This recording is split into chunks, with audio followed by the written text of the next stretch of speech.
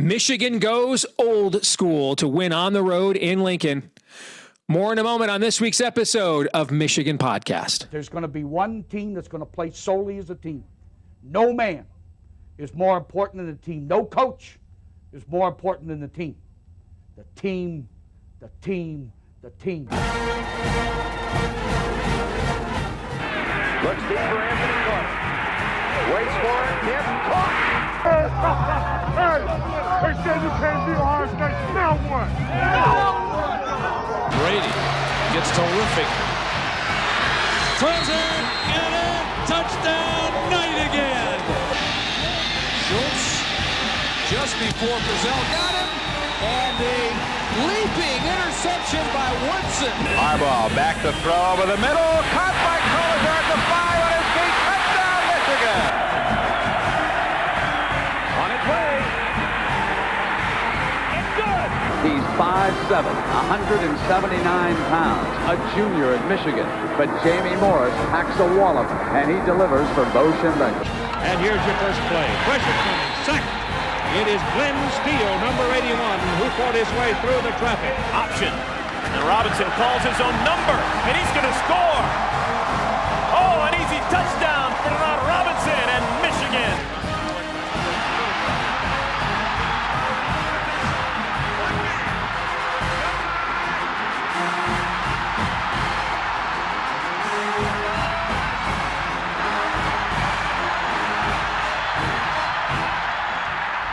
Win it. We're going to win the championship again because we're going to play as a team.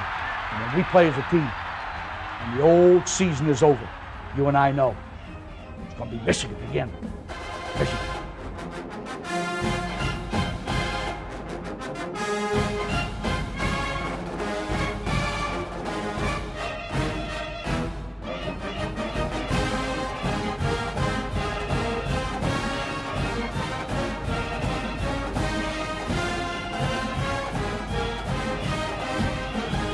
Go Blue, I'm Steve Deace. Welcome to this week's episode of Michigan Podcast. And Michigan reverts to form. Not that it necessarily forced it this time. It didn't necessarily put any shackles on Bryce Underwood or anything of that nature.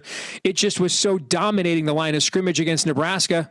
There was no need really to do anything else, especially with receivers who can't really catch the ball. But that's a topic for maybe later in the show.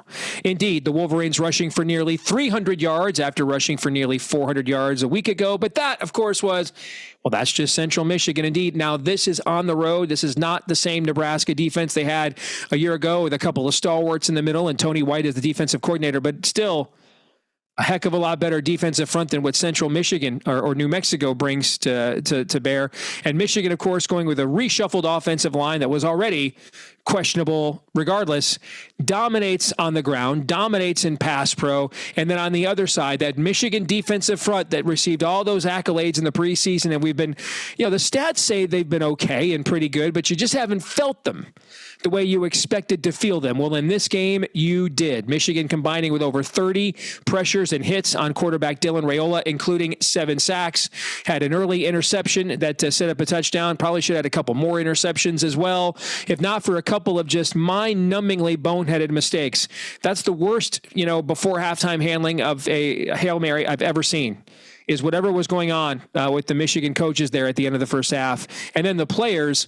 Yes, by all means, the Nebraska guy can just stand in front of 5 Michigan Wolverines and catch the football. Crazy. Absolutely nuts. And then Brandon Hillman I've been watching Michigan football for 43 years. That might be the dumbest penalty. That's not even single-digit IQ stuff. That might have been the dumbest penalty I've ever seen from a Michigan football player. That prolonged another drive that gave Nebraska more points. Even the touchdown pass that Dylan Raiola had down the seam there early on, that was a blown coverage. So mental errors basically kept Nebraska in this game longer than it had to be. This looked like 2022 Michigan, where JJ's still starting to come into his own a little bit, but you've got a powerful running game. You've got the bell cow back that was Blake Corum then. It's Justice Haynes now that you can ride and utilize and build an offense around, and you just kind of grind these teams out. Of course, this team made way more mental mistakes than that 2022 team did, but it's learning and it's getting better. And there's still a ceiling here. for this year, I mean, the career ceiling for Bryce Underwood is high, but the ceiling for this year as a freshman is still high. There's still more he can do, but it's going to be limited by his receiver's ability to catch the football, and that is something that will be exploited later on. But Michigan gets into the bye, 3-1. We all thought they had to at least split these road games with Oklahoma and Nebraska in order to be thinking playoff later in the year. That objective is done. They went 2-0 without Sharon Moore. They get their head coach back. You have to wonder if Nebraska's ever going to beat us again. I mean, if they couldn't beat us with a freshman quarterback, a problematic, still developing offensive line. We don't have a head coach. We had 15 guys that were on the injury report, only 4 games into the year. Our one, dependable corner he'll bite at a double move coming out of the tunnel. So you got to think, I don't know when Nebraska's going to beat us again if they couldn't beat us this year. It was set up for them, but Michigan said, not so fast, my friend. And they instead went back to the formula that they are known for and grinded out, physically dominating against Nebraska in a game not as close as the score, but Michigan did its best to keep the game closer than it actually was. So what does this all mean? We'll talk about that and more with Mark Rogers coming up here next. Folks, the best way to support us here at Michigan Podcast is to do so via our Patreon page, patreon.com/Michigan Podcast. We are posting picks there year round, whether it's Major League Baseball, whether it's college basketball, whether it's the NFL, and of course, college football. Our win total best bets, you would have gotten those, for example, before the market moved. About half the books in the last few days moved on Texas under 10.5 down to 9.5. If you were following us on Patreon when we posted that, you would have gotten that before that number moved, right? So we give you all kinds of great data and picks, PGA major picks as well. We've cashed 8 of the last 11 majors in professional golf. So if you want to support us on our Patreon page, it's just $10 a month there at patreon.com/Michigan Podcast. That's right, just $10 a month. Patreon.com/Michigan Podcast. That's patreon.com/Michigan Podcast. And thank you so very much if you're one of our supporters already.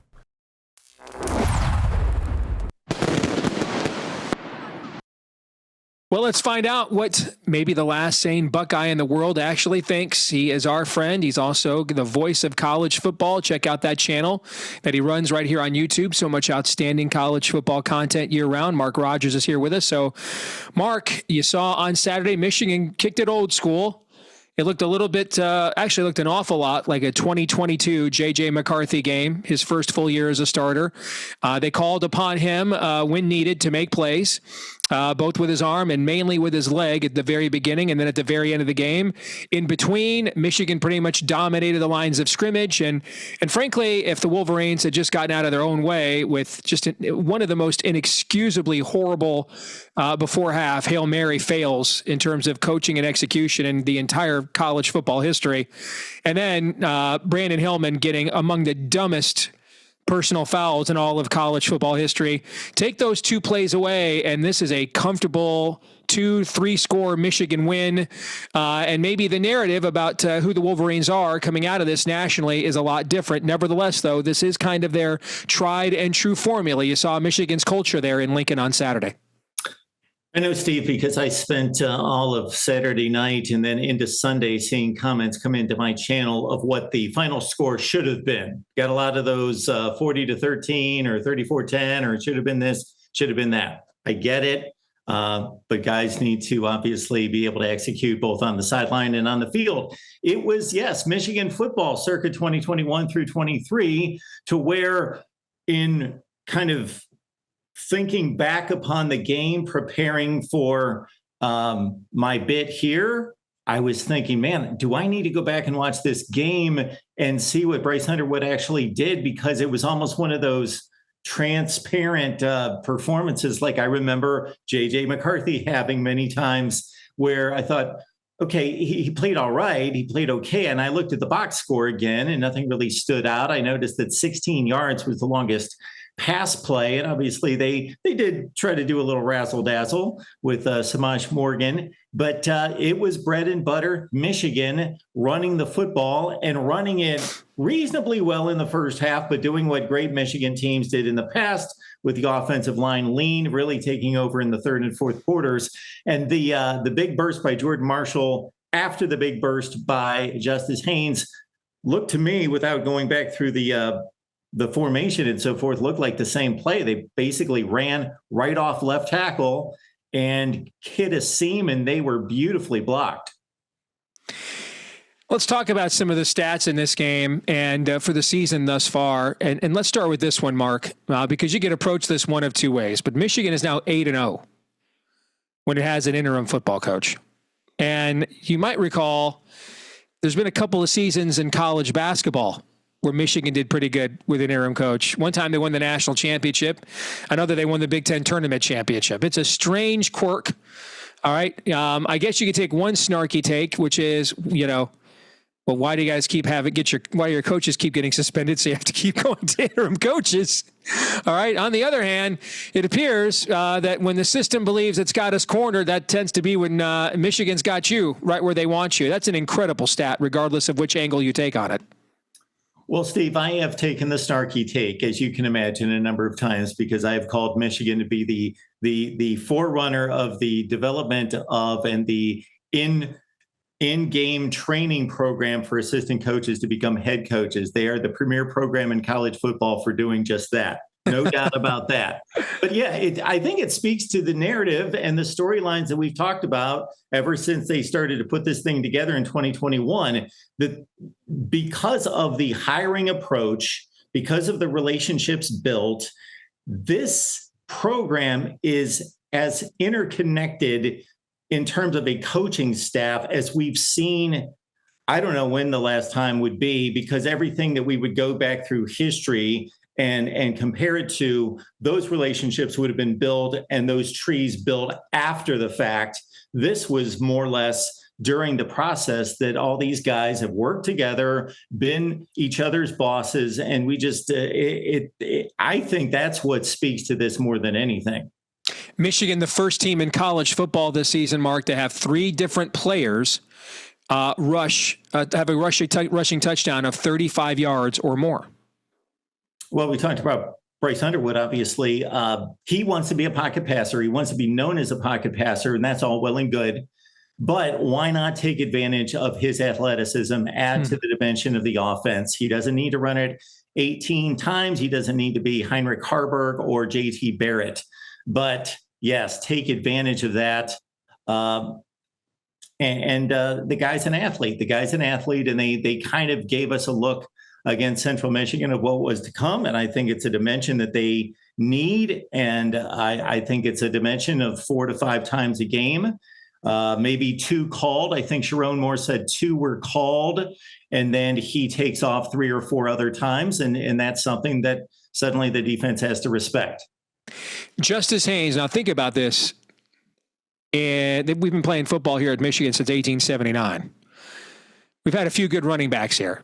I mean, arguably the first great running back in college football history was Willie Heston for Fielding Yost, like in the early 1900s, okay? And Justice Haynes is the first Michigan running back ever to rush for over 100 yards in his first 4 starts in a winged helmet. To me, that's a pretty incredible stat. If you look at his numbers, he's actually, through the first 4 games, he's actually ahead of Blake Corum's pace in 2022. And Corum might have won the Heisman had he not torn his meniscus there against Illinois. So your thoughts on the start that he's had, and why in the world did Alabama let that young man go? Yeah. What makes it even more impressive is that they've played 4 games and 2 of the opponents have been seriously legit on the defensive side of the ball. Now, we'll have to wait and see if Nebraska is really a good rush defense, but obviously they have Big Ten athletes on that side of the ball. But Oklahoma, we know to be the real deal defensively. And for him to do it against Oklahoma and Nebraska, 2 of the 4, as opposed to what Michigan's non-conference schedule was in the Blake Corum, Donovan Edwards days, that is enormous. Yes, this is not the Alabama of Nick Saban. Obviously, it's just a completely new era. And I just think that the transfer portal losses by the Crimson Tide have shown that Nick Saban's no longer there. And I was the guy that was really looking forward to seeing Jordan Marshall take some strides this year. And he has taken strides in the last few weeks. I think he's learning, growing, developing, learning how to become a wiser runner himself. Samaj Morgan is averaging one yard per punt return. 1 yard. 1 yard. And I think Michigan's is either number 1 or number 2 in the Power 4 in drop rate at wide receiver.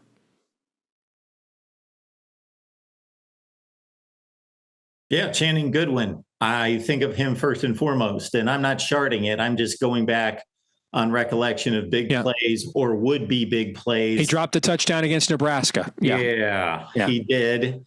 And Sherwin Moore talked about that at his news conference this week about just continuing to work with guys, about catching the football, that, what they enjoyed in high school in regards to being able to catch the ball, not fundamentally sound because of the coverage not being there and then being superior and having wide open receptions just doesn't fly here. And that's the big hole on this team right now with Bryce Underwood developing and at a rate that you would expect and is sufficient, not going to be hit at his best. But the number that you may be getting to, and I don't know the number, but the fact that stood out to me in listening to Sherwin Moore this week was the play of freshmen and redshirt freshmen, the number of that are playing for the first time, and he could only compare it to 2021. Mm-hmm. That is a big, not just for the future, not thinking about 2026 and beyond, thinking about how quickly teams can develop and grow within a season, and that this might be a really tough football team by the end of the year. To what you're just talking about, we played 4 true freshmen in the secondary. On Saturday, right down to the very last drive in the game. The Michigan defense pressured Dylan Raiola on over 40% of his dropbacks on Saturday. There were 30 combined pressures and hits on top of the 7 sacks. Yeah, if Michigan's able to play defense like we expect Michigan to play defense during their championship years, then this is a force to be reckoned with, because we've kind of grappled with, Steve, in our conversations, identity versus just inability. How much of this is identity? How much of it's just inability to be explosive, to have a reasonable passing game and all those things. But this is a Michigan formula, and it's identity. And I did argue the identity side a few weeks ago, and I'm not arguing that this is going to be a national championship contending team, but I'm certainly believing this is going to be a major factor in the Big Ten, because they know who they are, and this young quarterback's only going to get better. I'm convinced that everything we heard about him in the offseason concerning his drive, his motivation, his leadership skills, his work ethic is only going to make him better. So heading into the bye week, and I think next week's episode with no game, I'm thinking we might get you, me, and Noah together and do a bit of a roundtable on Michigan and where it stands at the quarter pole, both as a team and vis-a-vis the rest of its schedule and the Big Ten. So let's close with this. What do you think we're 4 games in? What's the biggest surprise to you? What's the biggest disappointment to you? And what do you think those answers to those questions might be when we get to the halfway point? Well, I'm not surprised in a pleasant sort of way from a rooting interest, obviously, but not even from a analyst perspective, because I expected this. I picked this team to go to the college football playoff. I picked them to be the 7th or 8th seed in the college football playoff. Actually, the Oklahoma game was disappointing to me. But again, that young of a quarterback playing in a hostile environment against that defense the first time around. And, we talked about it with Noah, actually, and with Aaron last week, the opportunity for Bryce Underwood, having experienced what he did in Norman, to take it to Memorial Stadium and then to say, hey, I've been here, I've done this, I felt this, no big deal, I got it. It's just, you can't replace that experience or prepare for it all you want, but he now has that, and he has it twice. So no Big Ten stadium's going to be intimidating for him the rest of the way. And so, maybe Justice Haynes' production to this degree surprised. Yes. The offensive line is, based on the Nebraska game, coming along well.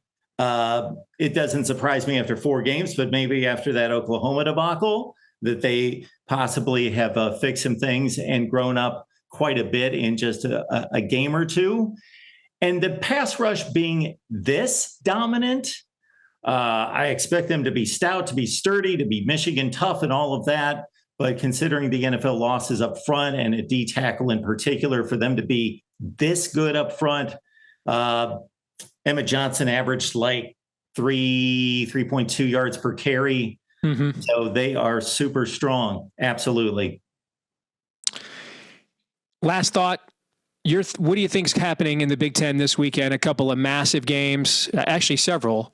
The biggest, of course, the whiteout, Oregon at Penn State. It'll be the first real test for Oregon. They've had one of the softest schedules in the country, but before that, Texas Tech did, and they went over to Utah and answered the bell there, just even on an early start. Speaking of early starts, USC is going to play, 9:00 body clock time against Illinois team that just got absolutely dissected by Indiana. Indiana now has to go to Iowa, and both of our teams know a thing or two about what it's like to be riding high going into Kinnick Stadium, right? And coming out with your tail tucked between your legs. We have both experienced that there at Kinnick under Kirk Ferentz. And then your school going out to face, the fighting Damon Williams. We're not sure what the rest of that team is, but he looks pretty good. All right. So, and it has not been great for Big Ten teams making the multi-time zone trip, not just since those schools joined the Big Ten, but I mean, you and I could go back to, 86 in Washington ambushing, Ohio State out there, and, Bo Schembechler needing an onside kick recovery to stop a UCLA team that was going to go 5-6 from pulling an upset. I mean, it's just for decades now, it has been a struggle. It's been the struggle bus for Big Ten teams going out there to play games, even when they were just non-conference games. And now your Buckeyes going out there to face the Huskies. So this is a massive weekend of Big Ten football, and Michigan fans get to enjoy it, Mark, because we're not playing.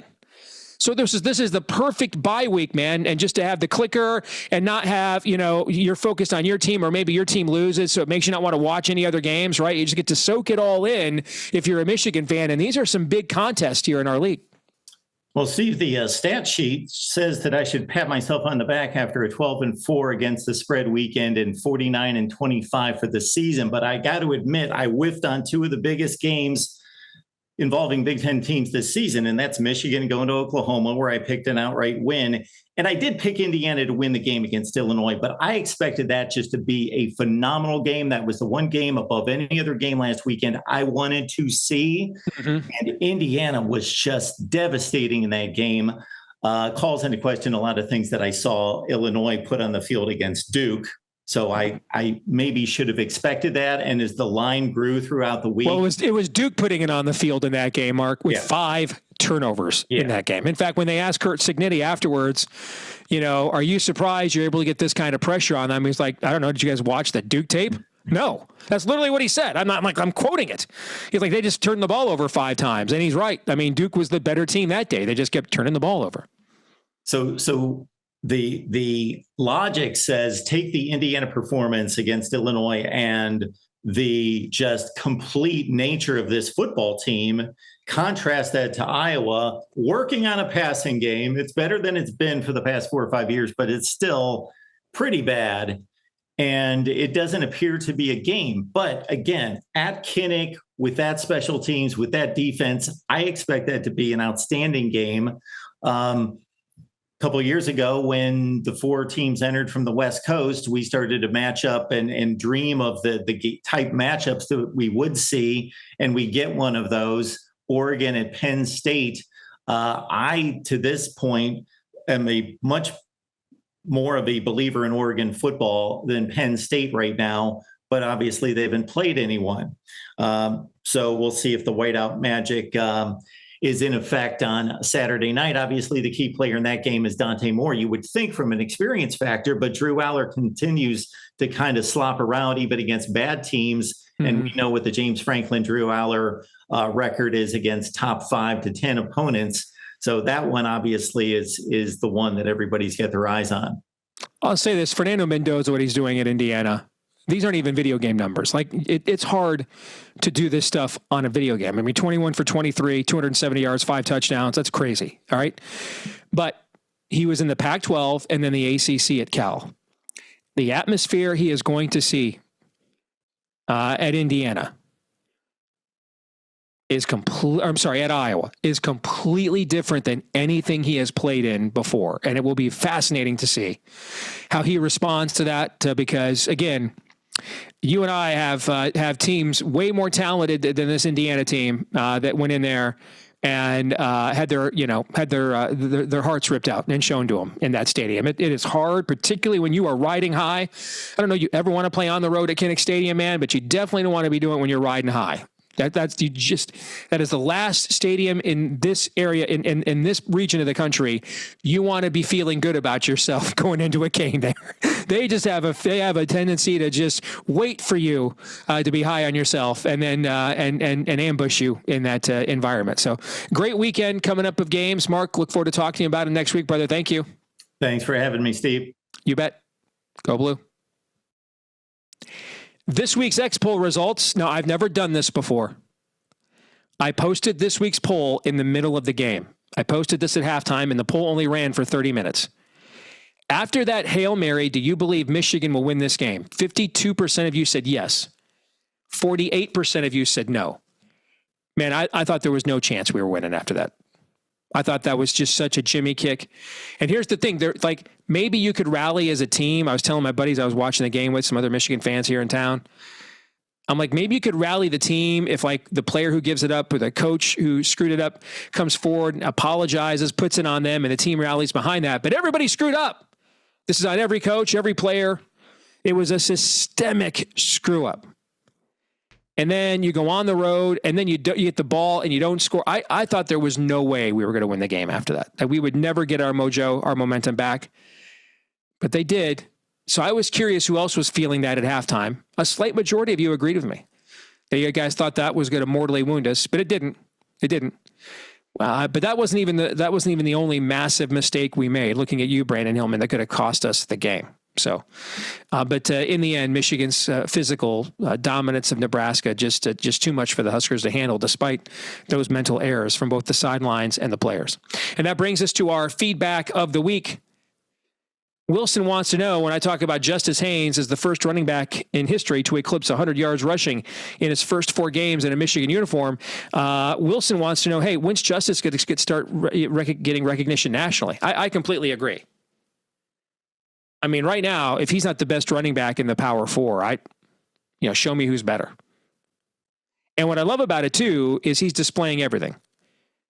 Vision, power, speed to power, breakaway speed even, catching ability, blocking ability. I mean, he's 5-tool. I have no idea why Alabama let that guy go. No clue. But here's the thing, too. You look at his stats, he might be the best running back in the entire Power 4, and Michigan is keeping him rested. I don't think he's had 20 carries in a game yet. And Jordan Marshall, we all know, is no slouch, and it took a bit, but he's really come on. He had a touchdown, a long touchdown run against Central called back that should not have been. And then he got it back with a long touchdown run here against Nebraska as well. So that 1-2 punch, man, that is potent. And, you throw in the athleticism of Bryce. I think I saw that Justice clocked out at 20 miles an hour on his 75-yard touchdown run.